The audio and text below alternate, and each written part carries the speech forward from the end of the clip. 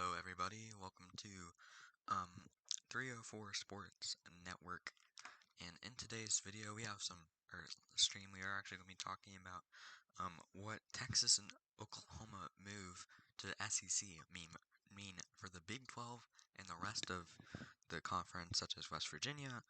And Grant Wells, Marshall's starter, who led them to a 7-0 record for the first 7 games, then lost the last 3 games, including their bowl game and conference championship.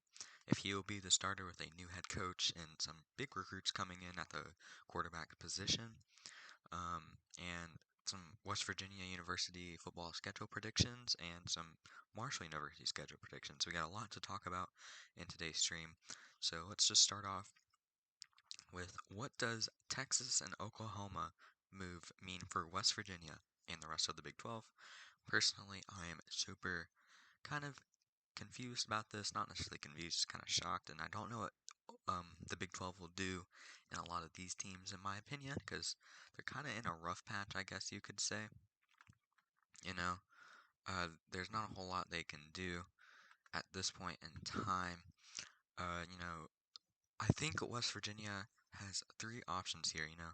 I think they can go to like a team like the who knows. Like personally, I think they'll end up personally I think they'll try and end up in the ACC if however possible. I think they're going to try and go to the ACC, or if they get an invite, I think as soon as they get an invite to the ACC, they join immediately. ACC, they want to join the ACC extremely bad right now. They want to go to the ACC as soon as possible if the opportunity comes at hand. I also believe that they will either, maybe stay in the Big 12, get their money from Texas and Oklahoma, which will be well needed because we're talking about $15 to $30 million that each school will pay. Um, you know, uh, every school in the Big 12. So that's not just like money that's laying around. That's gonna hurt Oklahoma and Texas a little bit until they join the SEC, which as of right now is 2025. But personally, I do believe it will be sometime in the next 2 years. It's not going to be this season. Could be the 2022-2023 season, in my opinion. And let's just say they do end up joining the ACC. Who's going to join with them? The ACC needs some bigger teams in football. That's where they're really struggling right now. They only have Oklahoma and not Oklahoma, Clemson and Florida State and Miami some years. That's not good enough considering the SEC has Oklahoma, Texas, Alabama, Florida, Georgia, LSU. ACC will not be able to keep up in football with this new power SEC. You need somebody to come in like a Notre Dame. Notre Dame's on contract with the ACC. If they opt to join a conference in like next couple years, it has to be the ACC. So in my opinion, they don't have to join. Notre Dame doesn't have to join a conference right now. I think they will join the ACC soon, but they won't do it quite yet. I think they'll wait a year because, after 2025 season, you have the 12-team playoff. That's going to be huge. And I think if Notre Dame has a decent season, like maybe a 9-1 or a 9-2 season in the regular season, then they get snubbed in the playoff even with 12 teams. They join ACC. But if that doesn't happen, they stay in the independents because they don't need to make a move right now. They don't have to make a frantic move because joining the ACC, sure they join a conference, but who are you joining in with? Like you're joining in with Clemson. It's Clemson, and who knows how good Clemson's going to be this year? They're still going to be a good team. Don't get me wrong, but now you don't have your golden angel boy in Trevor Lawrence. So what does the ACC do now if Clemson isn't a power team this year? They're going to fall off a little bit. And personally, I don't think they're a Power 5 school in football by any means. Maybe, you got USC, or not USC, UNC. They're a good team this year. Then, maybe Miami is going to be pretty good. They play Alabama week 1, but they're going to fall off a little bit. They're probably going to get blown out. It's like a 19-point difference for Alabama predicted to win. So it's not even going to be a good game. I don't know why people are trying to hype it up. It's not a big game. It's not like Alabama and Clemson last year going at each other in the regular season, you know? So personally, I do not know if West Virginia, um, if they do join the ACC, somebody has to join with them. But I do think the ACC is frantically trying to move teams into their conference to keep up with the SEC because they're already kind of in SEC territory, and I don't see the ACC going after UCF or USF. That's just me, in my opinion.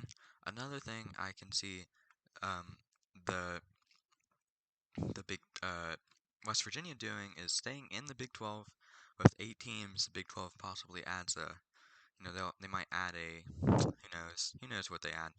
Personally, I kind of want to see the ACC, or not ACC, Big 12 add Houston, SMU, um, UCF, USF, Boise State, and BYU. Now, BYU can join as a football-only team in this conference. They can definitely do that if they want to. That'd be good. That'd be pretty good for them. They only join as BYU. They don't want to join um in any other sport because they refuse to play on Sunday or not Sundays because it's some kind of religious day for them. They're for the Mormons, so they will not be joining for any other sport but football if they do join this conference. Now, personally, this could be a Power 5 conference if you add Houston, SMU, BYU, Boise State, and UCF, USF, Memphis, Cincinnati. That's a Power 5 conference. You may not have a super powerful team, but you have 5 teams from Texas. That's going to help you with recruiting massively. Maybe, from what I've heard, some people suggest is you just go out, schedule a bunch of games against the Pac-12. That would be good. You try and schedule one game in California, um, for your Pac-12 teams, and one game in Texas for the Pac-12 to come there. That would help them a lot. That'd help both conferences getting to play in Texas once a year for the Pac-12. That'd be good for them. Getting to play in the getting playing California for the Big 12 is huge. Having a team like TCU or Baylor playing somewhere in like USC or Oklahoma State even. Oklahoma State, as of right now, is the Big 12's biggest brand in my opinion. They don't really have that massive brand in football. They have Kansas, that's a good basketball team. Baylor just won the national championship. I don't think the Big 12 will really be in a bad situation when it comes to basketball. They still have a strong conference. Oklahoma was still pretty good this past season, but their coach retired, and they have the new loyal Chicago coach. Then Texas, what do they really bring? They got Texas Tech previous coach I think it's Chris Beard. I could be mistaken there. And then Shaka Smart got fired.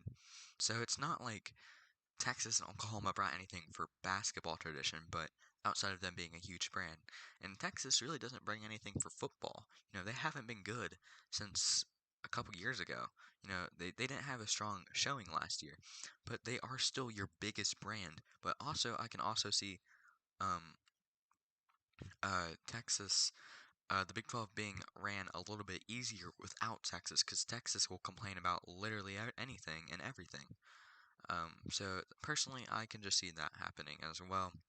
Um, that's just some of my thoughts. Or something I haven't seen too many people talk about is West Virginia joins the Independents for football. Like football, they can, if they're in the Independents, they can basically do whatever they want. They can schedule whoever they want. They could schedule Pitt, Virginia Tech.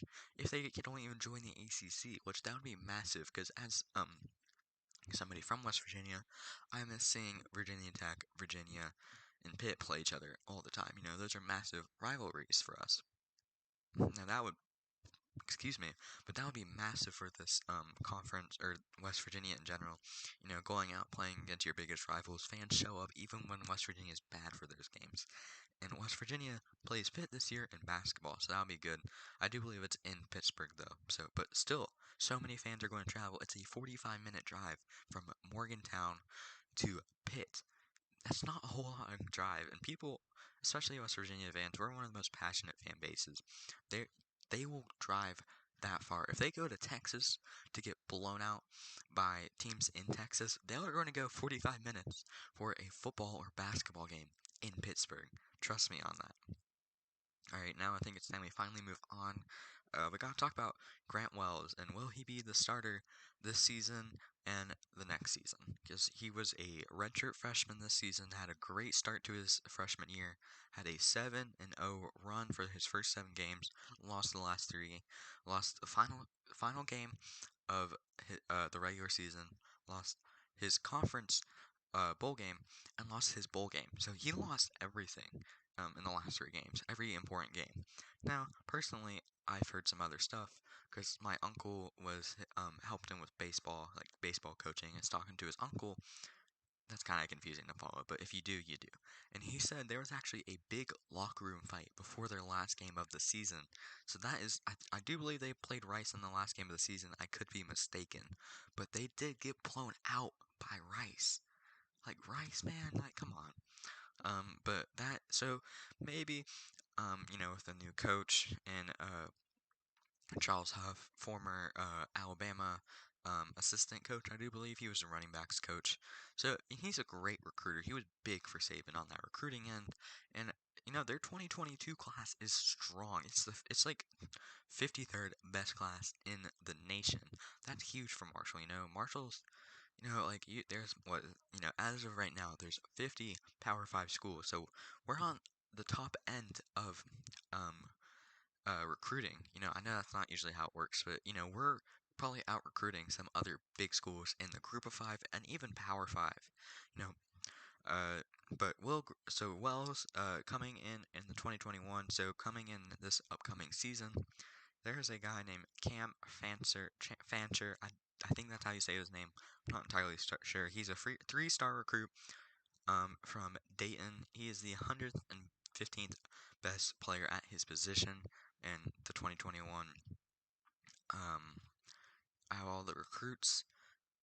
Kind of cool, I guess. I mean, I don't know. I haven't seen too much on him. He's like 6'1". Wells, I think he'll keep his starting role this year as a redshirt sophomore under Charles Huff, because Wells has some potential. He didn't bring everything we wanted him to do for Marshall, but he did do a lot for this program in 1 year. So like, I think he'll be pretty good.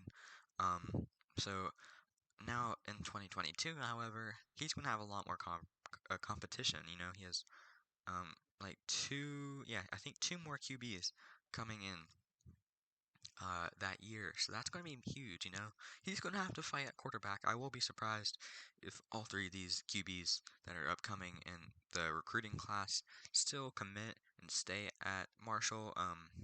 I do believe Cam is already enrolled, so he'll be the backup this year most likely. I don't think Grant Wells' backup was any good.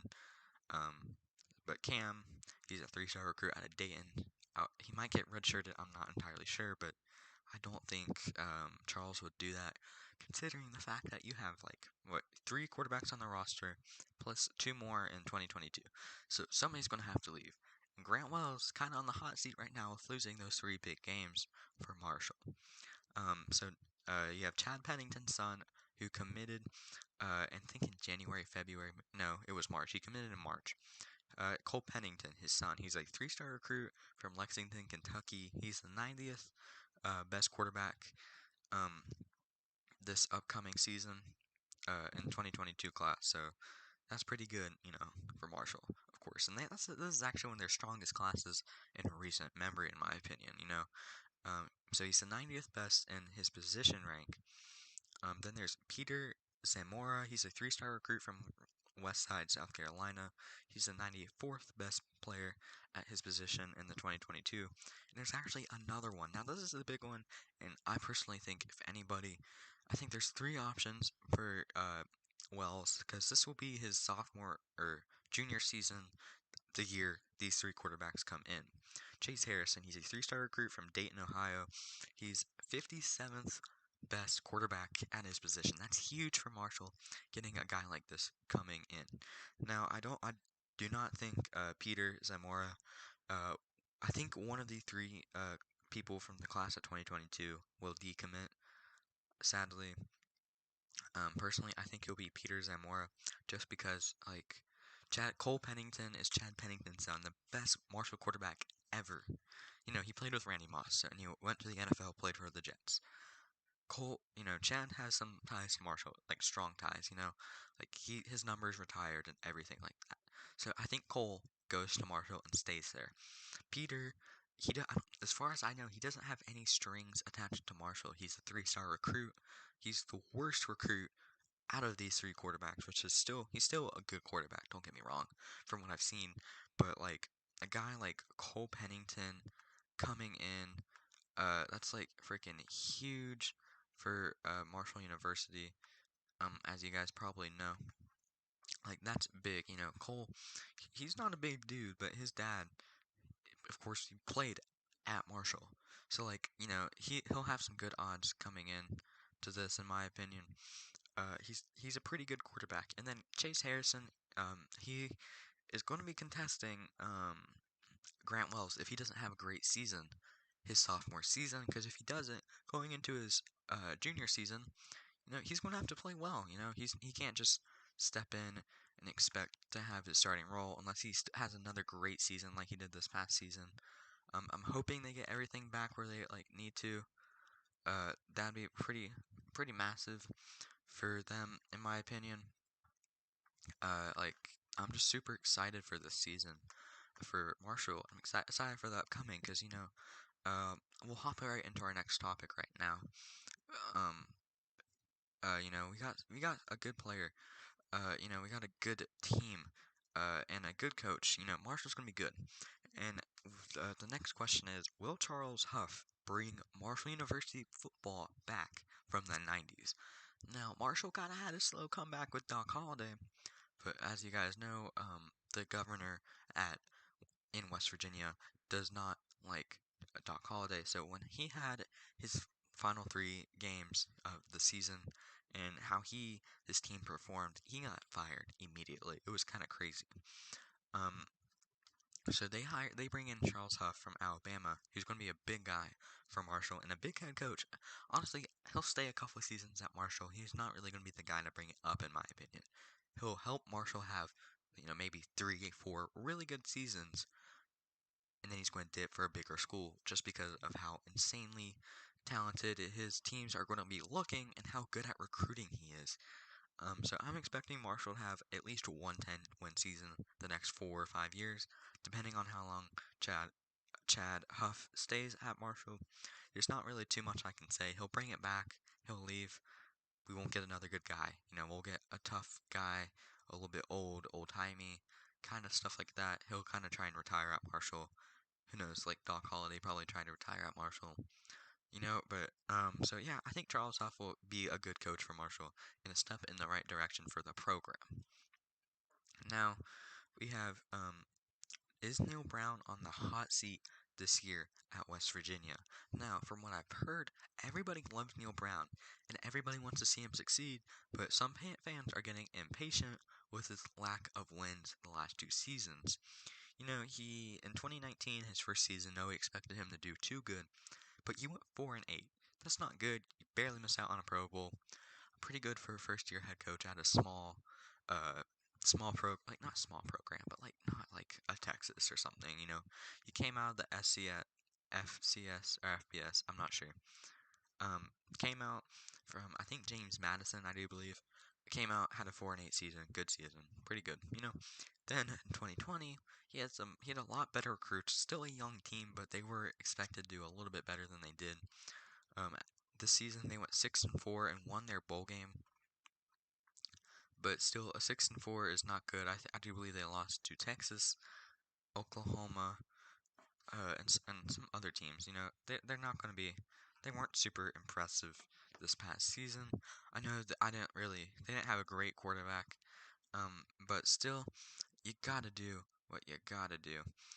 And if considering how the Big 12 is looking this year, like considering how the Big 12 is going to be looking, and most likely, um, Texas Oklahoma's last year in the conference.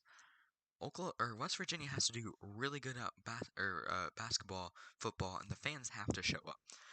If West Virginia does not have a great season, then where are they going to go? The ACC is not going to invite them. I still think they can stay in the Big 12 for a little bit, get their payout, but you still have to be looking for a stronger conference. West Virginia is still a team that can get into a 12-team playoff. I do believe they can. They just gotta have the right pieces and be in the right conference. Like the ACC is probably weaker than the Big 12 without Oklahoma and Texas some years. But still, like, you gotta do better. Like, I do think we can be in a 12-team playoff. I just don't know if we can because Neal Brown can't win a freaking game. They won their Pro Bowl game or not Pro Bowl game, their bowl game. I don't know why I said Pro Bowl. They won their bowl game against Army. Army didn't have a quarterback that could throw the ball. It was a close game. I was still really excited to see them win, but they didn't. They didn't surprise. They didn't like excite me with it. It was exciting to see them win, but looking back, they lost. They almost lost to a team that couldn't throw the ball. Like they didn't have a quarterback that could throw the ball. I think almost every time they threw the ball, it was like under 10 yards, and it was almost picked off, or it just wasn't good. It wasn't a great season.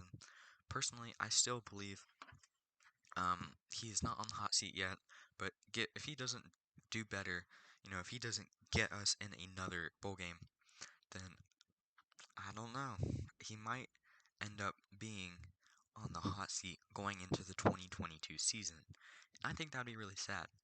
But now it's time for our West Virginia schedule predictions. Now, just saying, we have an extremely hard schedule this year, and it's honestly good that we have this type of schedule, considering if we do have a great season, or a good season even, like an 8-win season, the ACC is going to be looking at us, because first off, we play Maryland.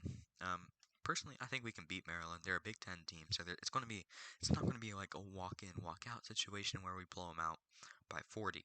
It's going to be a hard-fought game, probably in the low scoring, but they have Tua's brother. So Tua's brother is a great quarterback, and honestly, I think he'll be good. He's going to be hard to stop for West Virginia. But I think West Virginia will beat Maryland on September 4th, because I do believe that is their first game. Yep. And then they play LIU. They should win that game. I've never heard of LIU. Sorry if you're an LIU fan. I've never heard of them. Then they play Virginia Tech. VT, they're going to be good. They're going to be a good team. They're going to win 8 games, 7, 8 games. They're going to be able to compete with West Virginia. It's a rivalry game. We lost to VT the last time we played them, but I think Neal Brown gets this one done and has us starting off at 3-0. Then we play with Oklahoma. Oklahoma's going to blow us out. I do believe it's a home game this year, but like Big 12 refs aren't very good, unless the Big 12 refs are kind of iffy against Oklahoma, because they're leaving. So maybe they're not so for Oklahoma this season, but at the same time, it's their biggest brand. It's the biggest moneymaker. So when Oklahoma's bad, the Big 12's not. The Big 12 doesn't have like a great season. As we kind of saw this past season, when the Oklahoma's bad, the entire conference is bad. It's that type of thing, just like when Florida State's bad in the ACC, the entire conference is down.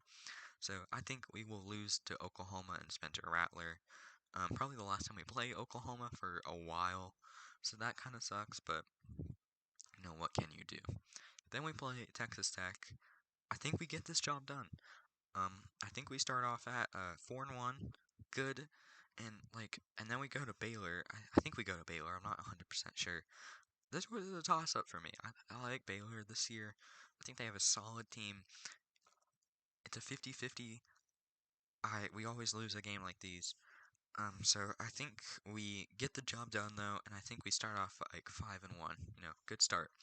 Then we go to TCU, or at TCU. I don't know if it's at home or away. I'm not really looking at that. I think we beat TCU, unless TCU has like another one of those years where they're pretty good. They're top 25, but like never really do anything else besides be a top 25 team in the regular season. I think we lose this game, so we go 5-2. Then we go to Iowa State. Iowa State's going to be really good this season. and then they're not going to be good in the future. But Iowa's going to be a good team this year. They have a bunch of seniors. They're going to be a good team.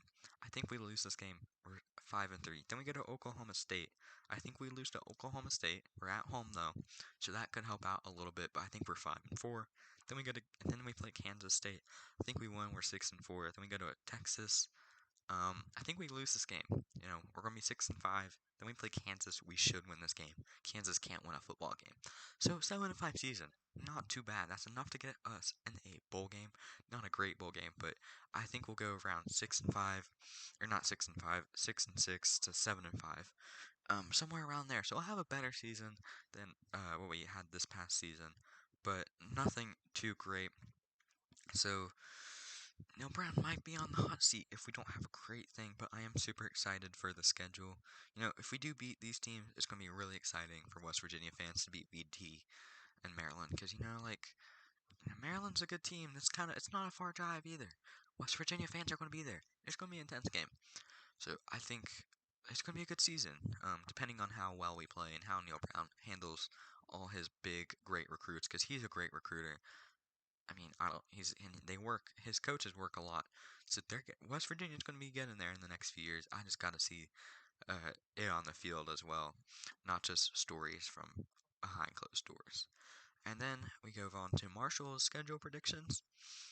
Marshall plays Navy September 4th at 3:30. Think we lose to Navy. Navy's always pretty good. They're not better than Army, but Navy's Navy. We'll lose to Navy. Then we play NC Central. I'm expecting to win that.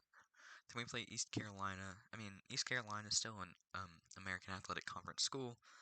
I think we can beat them. They're not a great football program. And Marshall, they're looking up with good old Charles Huff.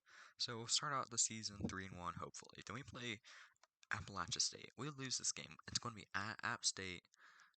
We barely beat them this past season. That was a great game. I think App State was like 25th in the nation, so that was a great win. I think we lose this one. We start off 3-2.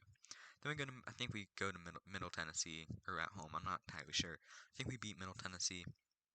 So now we're hopefully staying at 4-2. Old Dominion, they're a good team this year. Maybe 4-3. It's kind of a toss-up for me. I think we can beat them depending on how well our chemistry is, So we're going to be hopefully 5-3. I'm being optimistic. Then we go to North Texas. I think we beat North Texas easy, 6-3. FIU beat them easy, 7-3. Florida Atlantic. I think we beat them 8-3. Hopefully. UAB. I think we lose to them. They're a great football program. They beat us last year when they shouldn't have, but they still did beat us. So I think we're going to be 8-4. Then we play Charlotte, another good team. Toss up for me. I think we beat them. I'm hoping we beat them. So hopefully 9-3, 9-4. I'm not entirely sure. Then we play Western Kentucky, kind of one of our low key rivals, because it's always a tough game between them. But I think we get it done. So we're looking at like a 8-9 win season for Marshall. Not too bad. I do have to see how Charles Huff settles into his new job. So that might be a factor. Grant Wells and the chemistry issues might be a factor. Marshall's kind of having a toss-up season. I think we win at least 6 games, and I think we can win a bowl game this year under Charles Huff. Now, we are going to be looking at MU soccer tomorrow. And Cincinnati, FC Cincinnati. So I'm actually going to this game. So tomorrow, FC Cincinnati is kind of having like a little ceremony kind of thing, I guess. So there's gonna be like a lot of Marshall people. There's gonna be like a little Marshall tailgate. There's gonna be a Marshall alumni section, and they're just gonna like say congratulations to the Marshall men's soccer team for winning the national championship this season. So that's really, really cool. Kind of thinking it's a money stunt. Kind of thinking they're trying to recruit somebody on that team. So they're kind of having like, I guess, like a little visit or something like that. It's gonna be a good, solid thing tomorrow, and I think that's gonna be really cool. That's just gonna be a fun little thing, in my opinion. Marshall had a great game and a great run. They have a great coach. He won a championship at University of Charleston, a local college in West Virginia. So that's going to be pretty cool.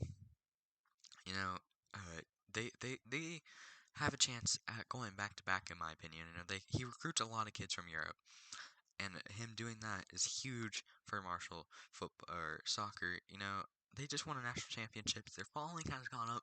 They went up like 2,000, 3,000 followers on Instagram in that, like, after they won to the next morning. So that was insane. You know, it's going to be pretty cool to see them, because I'm actually hoping I get to meet them tomorrow, and I'll probably have some pictures of that I'll be able to show you um, upcoming on Monday. That's all I have for you guys in today's show. If you did enjoy, make sure you like the stream and subscribe to the channel.